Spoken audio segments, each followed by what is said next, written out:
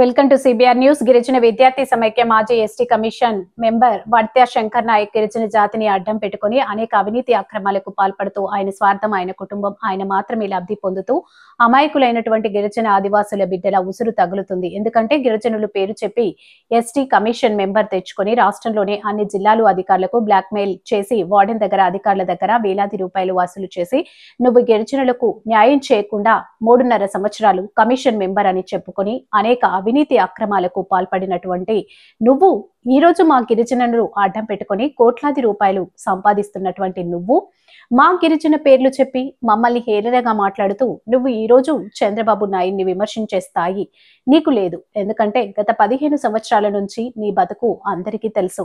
రాష్ట్రంలో మొత్తం ఉండాలి, అందరికీ ఐఏఎస్ ఆఫీసర్ అధికారులని బ్లాక్మెయిల్ చేసి అట్రాసిటీ కేసులు పెట్టి అమాయకులైనటువంటి గిరిజనులకి నీ వెనకాల తిప్పుకొని ఒక గిరిజనుని కానీ నీవు న్యాయం చేయకుండా, ఉపాధి అవకాశాలు కల్పించకుండా అనేక అవినీతి అక్రమాలకు పాల్పడుతూ నువ్వు గిరిజన జాతిని అడ్డం పెట్టుకొని నీ వల్ల ఈ రాష్ట్రంలో ఒక్క గిరిజనుడు కన్నా సాయం చేశావా? గిరిజనుల పేర్లు చెప్పి కోట్లాది పరిగెత్తిన నువ్వు గిరిజనులు గుర్తుకొచ్చారా? గత 5 సంవత్సరాలు ఏ పార్టీ అధికారం లేకుంటే అధికారులని, రాజకీయ నాయకుల్ని భజన చేస్తూ ఉంటావు. నువ్వు సమాధానం చెప్పి ఈ రాష్ట్ర వ్యాప్తంగా పర్యటన చేస్తే అడ్డుకుంటాం, మీ ఇంటికొచ్చి నీ కథ తేలుస్తాం. ఖబర్దార్ శంకర్ నాయక్ ని బుద్ధి మానుకోకపోతే గిరిజనులతోనే నీకు అంతు చూస్తామని గిరిజన సంఘాల నాయకులు హెచ్చరించారు. సిబిఆర్ టీవీ న్యూస్ చైర్మన్ బొగ్గుల రాజు. తెలుగుదేశం పార్టీకి చంద్రబాబు నాయుడు విమర్శించే అధికారం ఈయనకి లేదు. తగిన బుద్ధి ఈ చెప్పుగా ఆచరిస్తారని సభాముఖంగా హెచ్చరిస్తున్నారు. ఈరోజు తెలుగుదేశం పార్టీలో ఎంతో విధంగా సంక్షేమ పథకాలు 2014 సంవత్సరం నుంచి 2019 వరకు సంక్షేమ పథకాలు అభివృద్ధి నడిపించింది తెలుగుదేశం ప్రభుత్వం. ఈరోజు 2019 నుంచి 2024లో జగన్మోహన్ రెడ్డి ముఖ్యమంత్రి అయిన తర్వాత 18 సంక్షేమ పథకాలు రద్దు చేయడం జరిగింది. ఒక సంక్షేమ పథకమైన ఆ తెలుగుదేశం ప్రభుత్వం పెట్టిన తర్వాత ఈ జగన్మోహన్ రెడ్డి ఒక సంక్షేమ పథకమైన పెట్టాడా? పెట్టలేదు.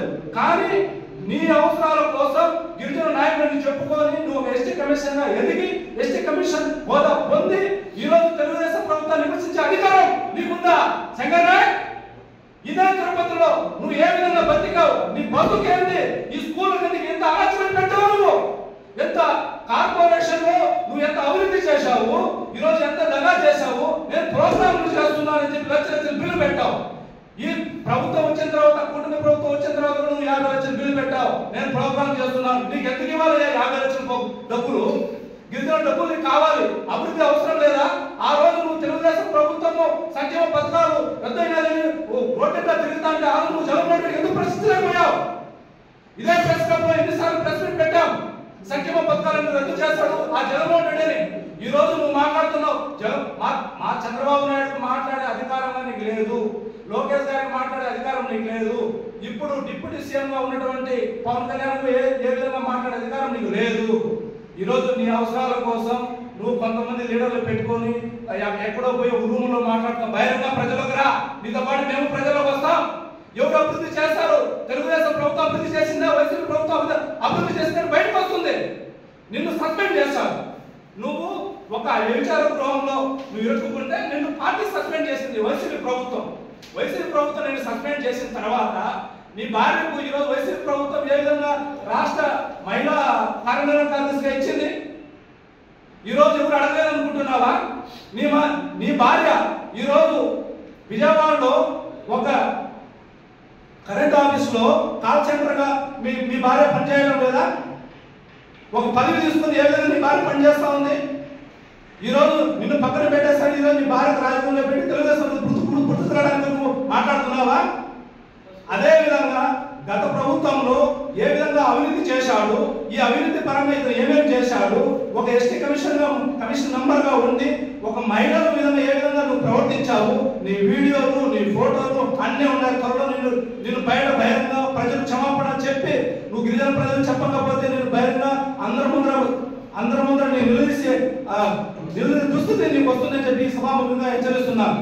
గత ప్రభుత్వంలో నువ్వు ఏ విధంగా బ్లాక్మెయిల్ చేస్తావు, నువ్వు ఏ స్కూళ్ళకు బ్లాక్మెయిల్ చేసి డబ్బులు తీసుకున్నావు, అదే విధంగా ఎంతమంది గిరిజనులకు ఉద్యోగాలు తీపిస్తానని డబ్బులు తీసుకున్నావు.